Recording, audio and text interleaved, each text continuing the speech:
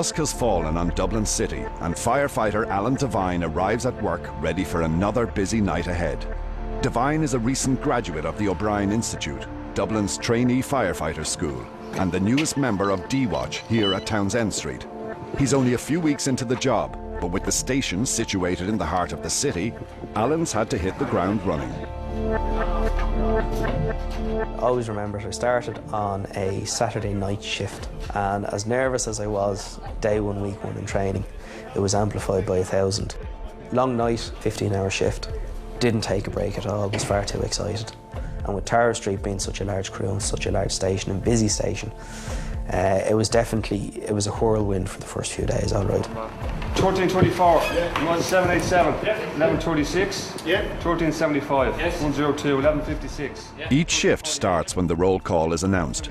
Badge numbers are called, not names. Duties are doled out next. Tonight, Alan is partnered with firefighter Noel Hosbach on ambulance duty. Noel is the most senior member of Dublin Fire Brigade, with more than 40 years' experience of firefighting and paramedic duties. So Alan will be learning from the master. Now we're looking that side out. All right, check me out, brake lights there, reverse lights, what's this? All there, that's lovely. All the blues working? Yeah.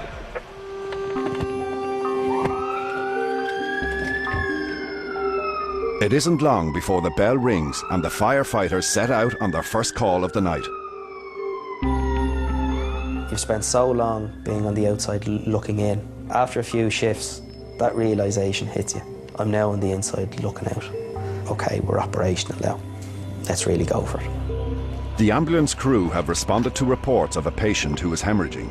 Even with all his training, the experience is still new for Alan, talking to and treating real patients firsthand. Take your time, there you go. That's it. Now, next seat down here, love. When did the nose start and stop bleeding? It's starting and stopping kind of all day. Blood coming out of when you're coughing? Yeah. Do you have anything to eat or drink today? Nothing. I can't, that's the thing, I can't eat. Are you in any pain at the moment? Yeah, my chest. Okay, if you take a deep breath in for me. Does it get worse, better, or stay the same? When I breathe in. It's all about the person that you're trying to help. It's comforting the patient. Trying to gather as much information, particularly from a paramedic point of view, to try and make sure that your differential diagnosis is as close as possible once you arrive to hospital. So as you're trying to gather your observations, get a blood pressure, all those kind of things, you're just trying to do as much as possible in a short space of time. Now, take your time, that's it. Now, over that way. Straight over to Noel. Thanks very much. There are 14 stations throughout Dublin City and County crewed by Dublin Fire Brigade. Recent graduate Shields is based in Donnybrook Station and sets about the daily equipment checks. The increasing level of responsibility when they become operational is something all the graduates have to come to terms with. When you're training, I mean, you know it's not real life. Yeah, you're under pressure and whatever, but if something goes wrong, there's officers there to help you. Whereas though, when you're actually called out to something and it is persons reported, like, obviously your training kicks in and you keep your calm, but like the adrenaline rush and knowing that there's actually real people there that are dependent on you.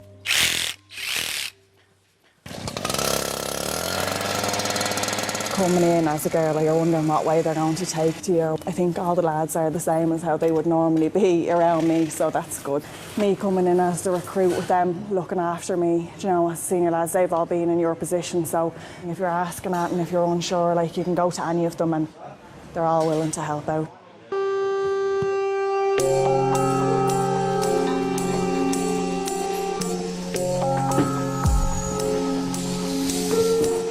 Every time the bells go, it's that bit of excitement because, well, you don't know what you're actually going to. It is an exciting job and it's something completely different, so no, I definitely don't have any regrets.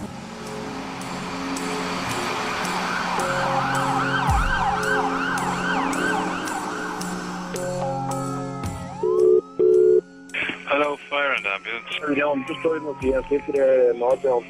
Is it the factory or something for? Factory on fire. How are you doing? The back end of a go-kart track seems to be lit up. I don't know if you know anything about it yet. There's a lot of tyres and a blaze. The whole lot seems to be blazing well there. No, we haven't called for it yet. Flags en route. At a go-kart track on the north side of Dublin, a huge stack of tyres has caught fire, sending plumes of dense black smoke billowing into the night sky. The source material of this blaze means the firefighters face a prolonged and exhausting job trying to contain it. Tyres by nature, because they're densely packed polycarbonate rubbers, they're very difficult to extinguish. You can throw water on them all day long and the water will eventually just will roll off and evaporate off, and the heat that's still within the rubber itself reignites. In this particular case, there was literally hundreds of tyres and they were gone for some time before it was reported. As a result then, a lot of heat had built up. We're going to do foam from here down to the left-hand side of the container. You lead the way and I'll follow you. With water ineffective against this type of blaze, the firefighters changed their plan of attack. Ready, lads, yeah? The only way to combat a fire within such a large stockpile of tyres is to blanket it in foam. This not only cools the tyres, but also smothers them, starving the fire of oxygen and preventing it from reigniting. To complicate matters, the wind has picked up and is gusting through the site of the fire, fanning the flames and smoke even further. The proximity of Dublin Airport and the potential for overhead flights is an added cause for concern, and that's not the only threat they face.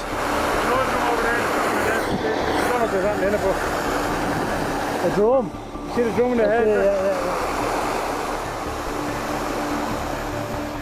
Oil drums and thick black toxic smoke are just two of the other hazards the firefighters encounter as they battle to keep the blaze under control.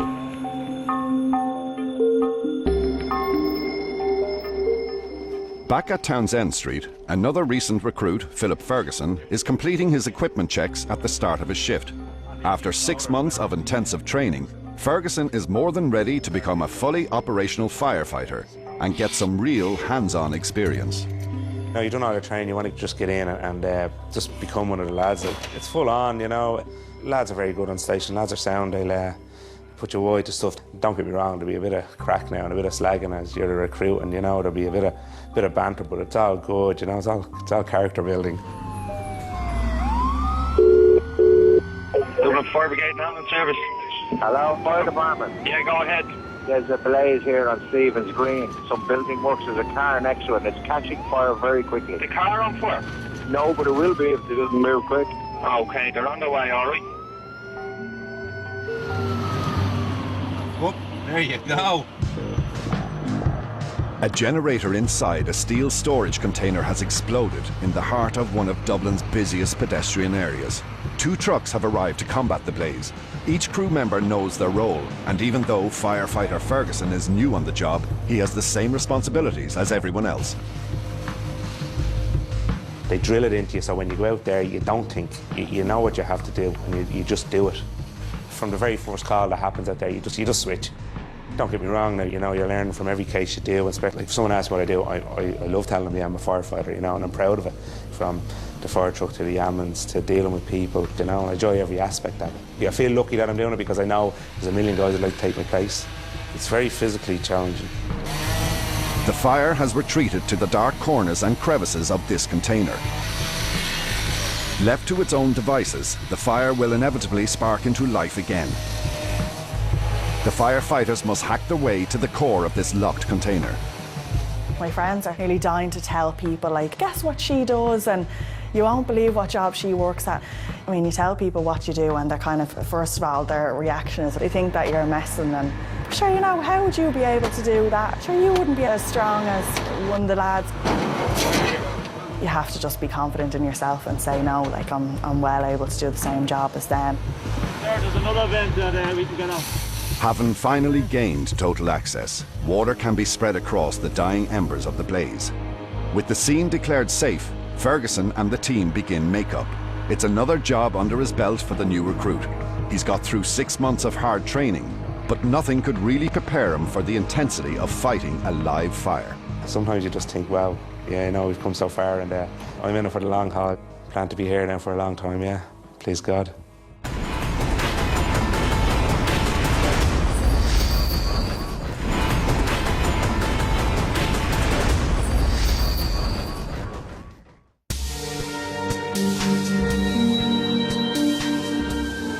Firefighters Noel Hosbach and Alan Devine are on ambulance duty. Alan has recently graduated, and the steep step up from training to real service is something he knows he has to come to terms with as quickly as possible.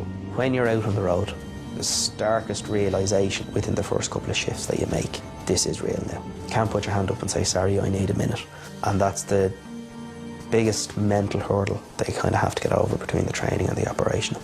All recruits are helped along the way by experienced firefighters as they learn the nuances of their new job, and they don't get any more experience than Noel Hosbach. Noel wears badge number 1, signifying that he is the most senior firefighter in the brigade. But for all his years of experience, Noel hasn't forgotten what it's like to be in Alan's shoes. I remember well my first day, all right, because I remember the station officer on parade, he said, Mr. Hosbach, I think we give you the ambulance today. That was my first day on it. So you can see, 40 odd years later, I'm still on the ambulance. So it's come around to my time to be number 1. Unfortunately, it's not something you like to attain to, because it's a sign that your career is coming to an end, but it comes to an end for us all. So that's how I ended up as number 1. We had heard of Noel even before we finished our training. One of the tutors, he was explaining, he was a senior man and still worked in the ambulance and was still hugely enthusiastic about the job. He's an absolute gentleman. 10, 20 years down the road, if I'm still half as enthusiastic as he is, I'll be doing great. Like. That's, what do you say to that all? Every crew I meet are actually asking, when are you going, Hussy? I just tell them a few years time, not a year or two. I never actually tell anyone exactly when I'm going as such. Basically, I put it down to the fact that I enjoy being out. I enjoy being out helping people, and that may sound corny to you, but it's just probably part of my makeup. I do enjoy being out to help people. I find it very rewarding. Delta 11-4, can you start making your way to the city centre for a 6-year-old female patient? Roger that, controls. Mobile the same, thank you.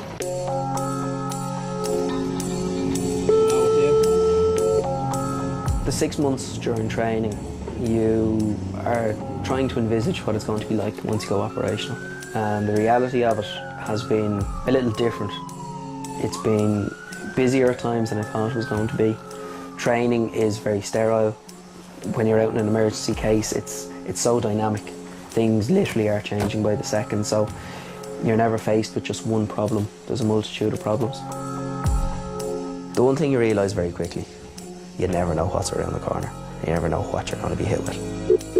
Fire Brigade ambulance service. We have a fellow who's been hit in the head. He was assaulted, so when did this happen? I don't know. I just come upon him there. Okay, and you said he was hit with a bottle? He thinks he was given a couple of bottles by a bunch of kids. Alright, any serious bleeding? Yeah, he's bleeding from the head. We're not working in a clinical environment. We're working out on the streets or in someone's home, and within your first few shifts, year, whatever it is, you'll do a lot, you'll see a lot. 1, 2, there you go, good man. That's it, Joe, that's it. Now, come into me, that's it, good man. Come to me.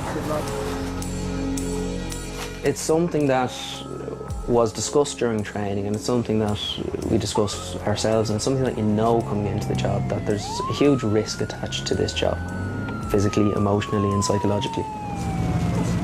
It's like any job. I mean, some fellas have come in and just take to it very, very easy. Some fellas have found it difficult. Where difficulties have arisen might be in relation to the ambulance, all right. I mean, a lot of them might have come into the job thinking they were going to be doing firefighting every day of the week.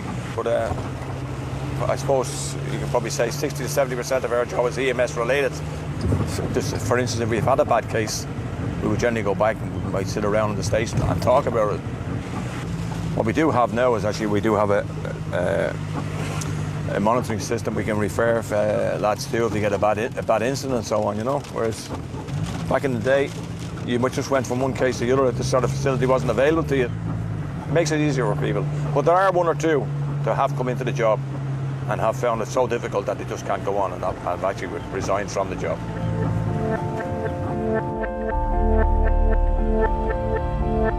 It's definitely not for everybody. You know, you're dealing with a lot of things. You're dealing with like people on the happiest day of their lives, having a baby, and you're dealing with people on the worst day of their lives. There's massive highs and lows in it, you know, so you have to be, I think, prepared for that. There does be at times there'd be particularly sad ones where, you know, it's more so a younger person, a child, or, you know, or a certain incident. Control to Delta 104. Yeah, 104, go ahead.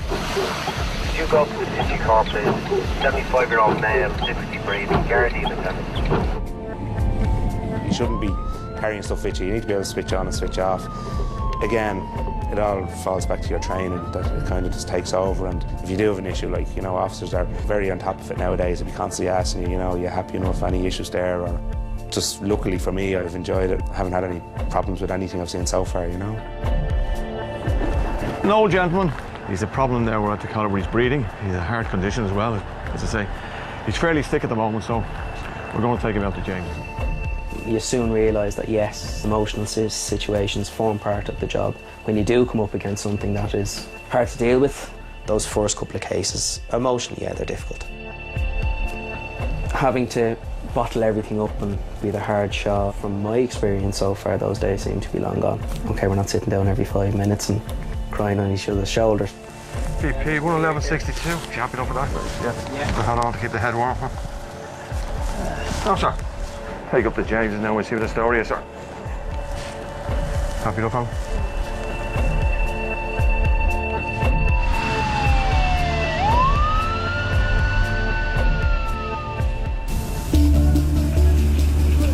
Back on the north side of the city, the fire at the go-kart track is still burning strongly.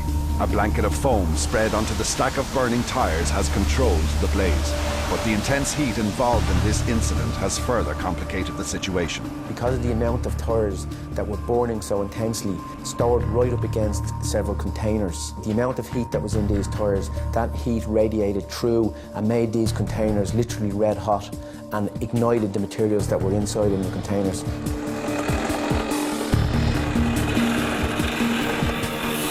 We had no idea what was in these containers, but we had to gain access. So we had to cut several openings to get branch pipes and get firefighters in there. With absolutely no idea what's inside these containers, the firefighters must proceed with absolute caution. Any number of dangers could lurk inside this burning box. More water, more pressure. When we're going into containers like this which are unknown, there's several possible dangers which could be within. There could be makeshift workshops, so there could be cylinders of oxygen and acetylene in there, or any other type of cylinder. So generally what we do is we'd open up small openings first of all, get branches in there. If there's still pockets that we can't reach, we will open it up further once we know it's safe and start sending firefighters in there with a branch pipe. Fires have broken out around the smoky interior. They have no choice but to engage it from incredibly awkward angles. So with just enough access for a hose, a breathing apparatus team begins to spread water inside. There's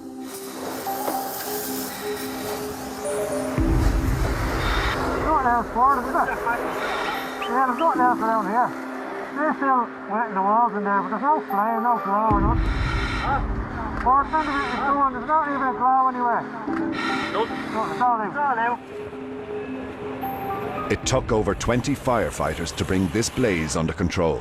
Station Officer Jim Edgehill knows only too well what a challenging task it was for all the crews involved. The problems the fire caused was the thick black smoke and the terrain for the firefighters to get in at the fire.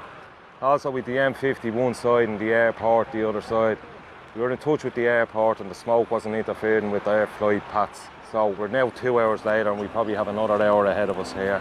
It's been a successful operation, we're winding down now.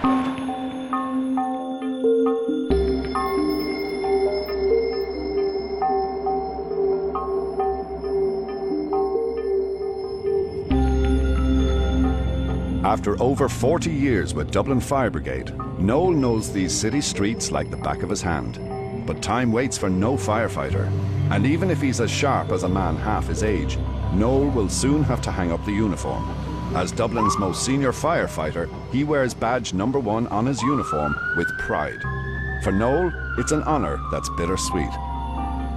Well, as I say, unfortunately, it's a sign that what they call it, you're coming to the end of your career in one way. Because, like everything else, time moves on. And as I say, it wasn't something that I tried to attain, but it just falls into your lap eventually. I'm coming to the end of my career, so unfortunately, the only thing that's ahead of me now is the door. But, But I have to say that I've enjoyed my time in the fire brigade. I don't think I've ever regretted the day within the fire brigade from the day I started. So I hope that over my career in the job might have imparted something to the likes of Alan there, who's on the ambulance there with me tonight. Alan's just starting off in his career. And I hope that Alan enjoys his career within the fire brigade as much as I have. And I wish all recruits the best of luck. As I say, I've had a good innings. All good things have to come to an end.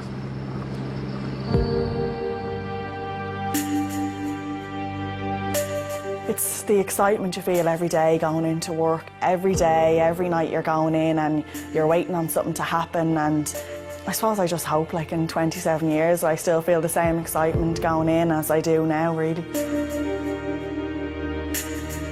I think it gives you a lighter outlook on life. The stuff we deal with puts stuff in perspective. You know, I look forward to coming off nights when you go home and you have the kids and the wife there, that you kind of just switch off and enjoy life and not worry about stuff maybe that might have before annoyed you. Life's too short, you know, just enjoy it like. When you're working in the emergency services, people often ask you, well, what is it about it that you really enjoy? It's not knowing what the next call is, not knowing what's around the corner. It's station life, being around a bunch of guys that you spend so many hours with on a weekly basis. It's working with people, and it's great to be able to, in the short space of time that we spend with them, to be able to at least give them maybe some comfort, help them in which any way we can. Always leave it the way you'd like to find it. It's always a good day once I come home safe and sound. It's always a good day once everybody goes home safe and sound.